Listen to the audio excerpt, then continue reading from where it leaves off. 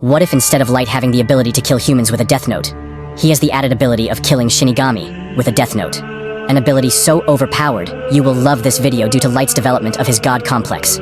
What if instead of Light just killing normal humans, he has the ability to kill gods of death? The ones that have the ability to judge human life itself. Episodes 1 to 2. Light finds a death note as usual. He tests it and meets Ryuk. Light being Light experiments with Ryuk's name, different to the canon. To his shock, Ryuk dies. Something that should be impossible as he's read in the rules. At that moment, Light feels a strange surge. His senses sharpen and suddenly perceives lifespans above people's heads. But unlike the deal, it costs him nothing.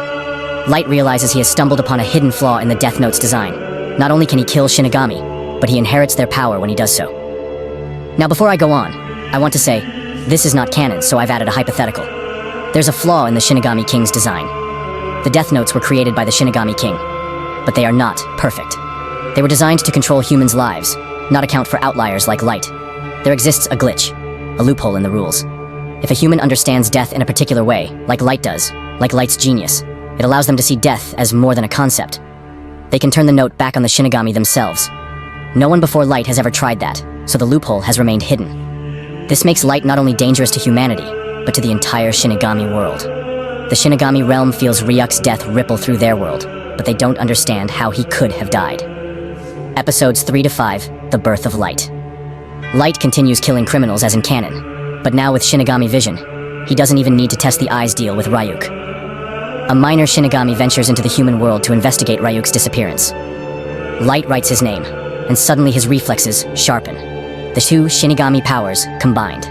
Light realizes that the more gods he kills, the more power he inherits.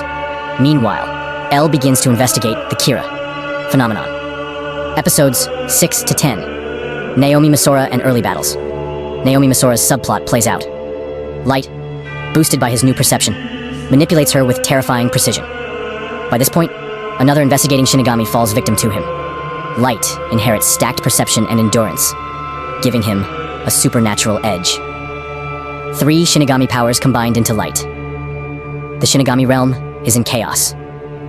Multiple gods are dead, but the king assumes it's coincidence. No one suspects a human could be responsible for such death. Episodes 11 to 18. Rem and Misa. Misa pairs with Rem, and Rem threatens Light. Light has already killed several Shinigami, so when Rem confronts him, he demonstrates his power by killing another Shinigami in front of her. Terrified, Rem realizes Light isn't bluffing. If she resists, he will erase her too. She submits, ensuring Misa's loyalty. When Light eventually kills Rem, he absorbs her unique sensibility and ability to read intent, making him even more manipulative and intuitive. By now, Light has 4 to 6 Shinigami powers laid onto him. He isn't just Kira. He's a hybrid god. Episodes 19 to 25, L's death. The Yotsuba arc plays out, but Light's supernatural abilities tilt the balance. Instead of manipulating Rem into killing L, Light kills Rem himself at the exact moment needed, absorbing her powers. Using his sharpened perception and timing, he ensures L's death directly without any difficulty. L dies, and the Shinigami realm finally realizes that something in the human world is slaughtering them. Episodes 26 to 32. The time skip. Light rules with absolute confidence. By this point, he's a god in the eyes of humanity, not just because of fear, but because cults have spread the story that Kira slaws. Slaws gods. Nier and Mello appear, but Light's abilities are far too strong for them. The Shinigami King begins to panic.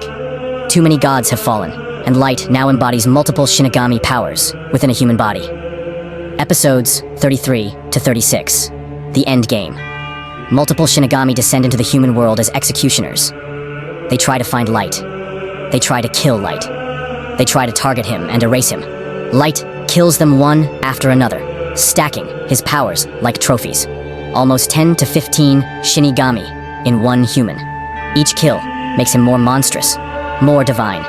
His arrogance peaks. He declares himself not just god of the new world, but the only god in existence. Nier and Mello still push the investigation, but they start to feel Light might truly be unstoppable. Episode 37, The Shinigami King. Final confrontation. Instead of Nier's warehouse trap, the Shinigami King himself descends to Earth. Desperate and unprecedented. Light, confident in his dark pride, writes the king's name. Nothing happens. The loophole fails against the king himself. The king declares Light has become too dangerous. The balance must be restored. He erases Light entirely, reclaiming all stolen powers and death notes. Ending. Nier wins by default, but humanity is still left shaken by the brief reign of the man who killed gods. I'm joking, bro. Light kills the Shinigami king, and Light becomes God, I guess.